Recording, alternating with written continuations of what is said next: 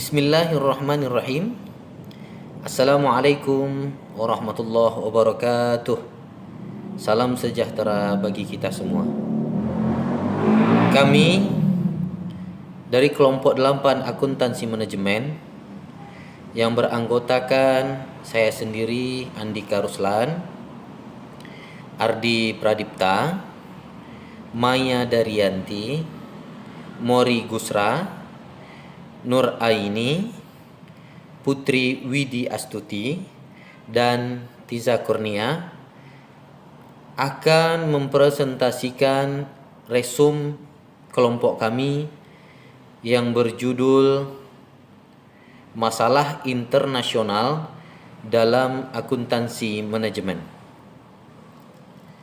Baik, yang pertama adalah akuntansi manajemen dalam lingkungan internasional.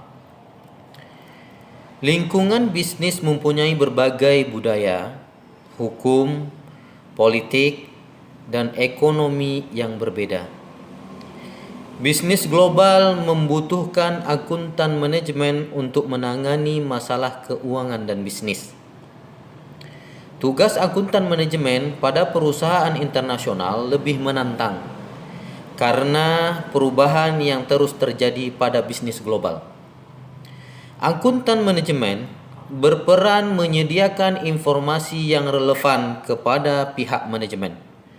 Akuntan manajemen juga harus tetap mengikuti perkembangan mutakhir berbagai bidang bisnis, mulai dari sistem informasi, pemasaran, manajemen, politik, dan ekonomi. Selain itu, akuntan manajemen harus memahami standar akuntansi keuangan dari berbagai negara di mana perusahaan beroperasi. Selanjutnya yaitu keterlibatan dalam perdagangan internasional. Perusahaan multinasional atau multinational corporation atau MNC adalah perusahaan yang menjalankan bisnis di lebih dari satu negara dalam suatu volume di mana kesehatan perusahaan dan pertumbuhannya bergantung pada lebih dari satu negara.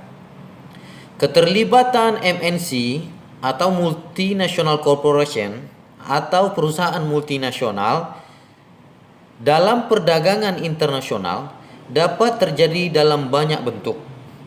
Beberapa pilihan yang muncul adalah seperti impor dan ekspor.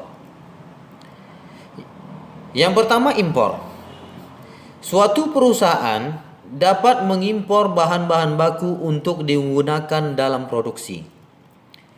Transaksi ini mungkin tampak sama dengan pembelian bahan-bahan baku dari pemasok lokal, tetapi tarif impor menambah kompleksitas dan biayanya.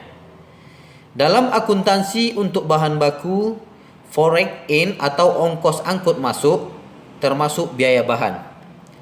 Suatu komponen yang diimpor mungkin dikenakan tarif atau bea, di samping biaya forex in. Akuntan manajemen harus berwaspada terhadap biaya-biaya yang timbul dari impor bahan baku.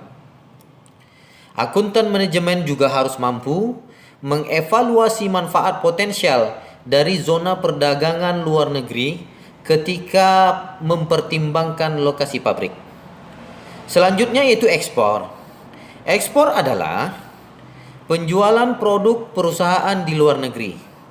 Perusahaan tidak harus memiliki fasilitas produksi di luar negeri. Produksi akhir dapat langsung dikirim ke pembeli.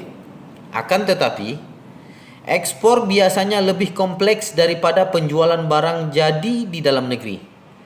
Negara-negara asing memiliki beragam peraturan impor dan tarif. Pekerjaan untuk menyesuaikan dengan peraturan dan prosedur asing biasanya dibebankan pada kantor pengawas karena pemenuhan peraturan pajak yang merupakan fungsi dari akuntansi. Baik, presentasi kelompok kami akan dilanjutkan oleh saudara Ardi Pradipta. Assalamualaikum warahmatullahi wabarakatuh. Perkenalkan, nama saya Ardi Prita. Saya akan membahas bentuk keterlibatan perusahaan nasional dalam perdagangan internasional. Salah satu bentuknya ialah fakta perdagangan dan tarif. Fakta perdagangan antar berbagai negara mempengaruhi besarnya tarif yang berlaku. Misalnya, NAFTA yang memungkinkan importir Amerika Serikat, Meksiko, dan Kanada membayar tarif yang lebih rendah untuk barang-barang yang diproduksi di ketiga negara tersebut. Anak perusahaan yang dimiliki sendiri. Suatu perusahaan mungkin saja membeli perusahaan di luar negeri dan menjadikan perusahaan anak yang berdiri sendiri, bila undang-undang suatu negara mengizinkan. Maka perusahaan multinasional dapat juga mendirikan perusahaan anak atau kantor cabang di negara tersebut. Joint venture. Joint venture adalah jenis persekutuan di mana para investor menjadi bagian dari pemilikan perusahaan. Joint venture dilakukan untuk menggabungkan keahlian menghadapi undang-undang yang berlaku dan merangsang investasi demi meningkatkan produktivitas dalam negeri. Di Cina misalnya, MNC atau multinational corporate tidak diizinkan membeli perusahaan Cina atau mendirikan anak perusahaan sendiri. Oleh karena itu, joint venture dengan perusahaan Cina perlu dilakukan.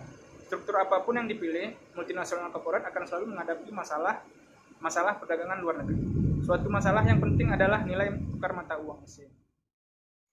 Assalamualaikum warahmatullahi wabarakatuh. Saya Maida Rianti akan melanjutkan materi mengenai nilai tukar mata uang asing. Perubahan nilai kurs mata uang asing dalam bisnis internasional yang terjadi setiap hari menambah ketidakpastian dalam operasional perusahaan internasional. Akuntan manajemen berperan penting dalam mengelola risiko mata uang.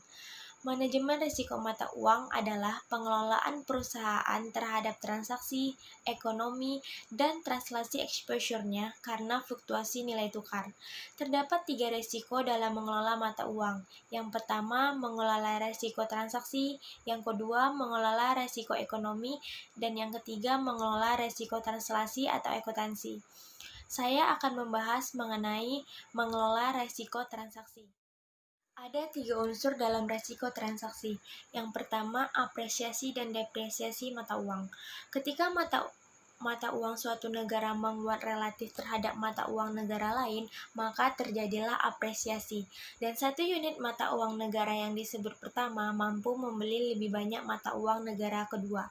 Sedangkan depresiasi mata uang adalah melemahnya nilai tukar mata uang secara relatif dan membeli lebih sedikit unit mata uang negara lain. Yang kedua, ada keuntungan dan kerugian nilai tukar. Keuntungannya yakni saat depresiasi mata uang dalam negeri, dan kerugiannya saat apresiasi mata uang dalam negeri. Yang ketiga, melindungi nilai. Biasanya, untuk melindungi nilai digunakan kontrak di depan yang mengharuskan pembeli menyerahkan sejumlah mata uang tertentu dengan kurs tertentu pada tanggal yang telah ditentukan di masa depan. Baiklah, saya akan melanjutkan materinya. Sebelumnya perkenalkan, nama saya Mori Gusra dari Fakultas Ekonomi, jurusan Akuntansi, Universitas Lancang Kuning. Yang kedua yaitu mengelola risiko ekonomi. Risiko ekonomi adalah dampak fluktuasi kurs tukar terhadap nilai sekarang pada arus kas perusahaan di masa depan. Akuntan mengelola keterpengaruhan perusahaan terhadap risiko ekonomi dengan memahami posisi perusahaan dalam ekonomi global. Yang ketiga yaitu mengelola risiko translasi, yaitu dengan cara mencatat ulang semua pendapatan perusahaan yang akan bisa mengakibatkan adanya keuntungan ataupun kerugian yang dapat mempengaruhi laporan keuangan perusahaan. Kita masuk pada desentralisasi. Ada beberapa keunggulan desentralisasi pada MNC, di antaranya yang pertama, manajer lokal mampu menghasilkan keputusan dengan mutu yang baik dengan memanfaatkan informasi lokal yang bermutu. Yang kedua, manajer lokal mampu memberikan tanggapan yang lebih tepat waktu untuk mengubah keadaan. Selanjutnya, kita masuk pada pembentukan divisi. Divisi dapat didirikan menurut dasar garis geografis, lini produk, dan lini manajemen fungsional. Adanya divisi lebih dari satu negara akan menciptakan kebutuhan perangkat evaluasi, kinerja yang mempertimbangkan berbagai perbedaan pada lingkungan divisi. Baiklah, saya Tiza Kurnia akan melanjutkan pembahasan mengenai mengukur kinerja pada perusahaan multinasional. Pemisahan evaluasi kinerja manajer di divisi sangat penting dilakukan. Evaluasi kinerja manajer sebaiknya tidak menyertakan faktor-faktor di luar kendali manajer seperti fluktuasi mata uang, pajak, dan sebagainya. Namun sebaliknya, evaluasi kinerja manajer harus berdasarkan pendapatan dan biaya-biaya yang terjadi. Selanjutnya, setelah manajer dievaluasi, maka laporan keuangan anak perusahaan akan dapat disesuaikan dengan mata uang induk perusahaan, sehingga biaya-biaya di luar kendali manajer dapat dialokasikan. Sulit membandingkan kinerja suatu manajer di suatu negara dengan negara lainnya. Hal ini dikarenakan perbedaan faktor lingkungan seperti faktor ekonomi, politik, hukum, sosial, dan pendidikan. Namun, beberapa faktor tersebut sangat mempengaruhi terhadap laba dan ROI perusahaan. Sehingga untuk evaluasi kinerja manajer itu harus dipisahkan dengan evaluasi anak perusahaan. Selanjutnya yaitu faktor-faktor politik dan hukum yang mempengaruhi evaluasi kinerja. Akuntan manajemen di MNC harus mengetahui dan memahami sistem politik dan hukum yang berimplikasi penting terhadap perusahaan. Hal ini dikarenakan sistem politik cepat mengalami perubahan dan itu dapat mempengaruhi krisis perusahaan. Selanjutnya yaitu ukuran-ukuran ganda dalam kinerja. Laba residu dan ROI merupakan suatu kinerja yang sangat penting.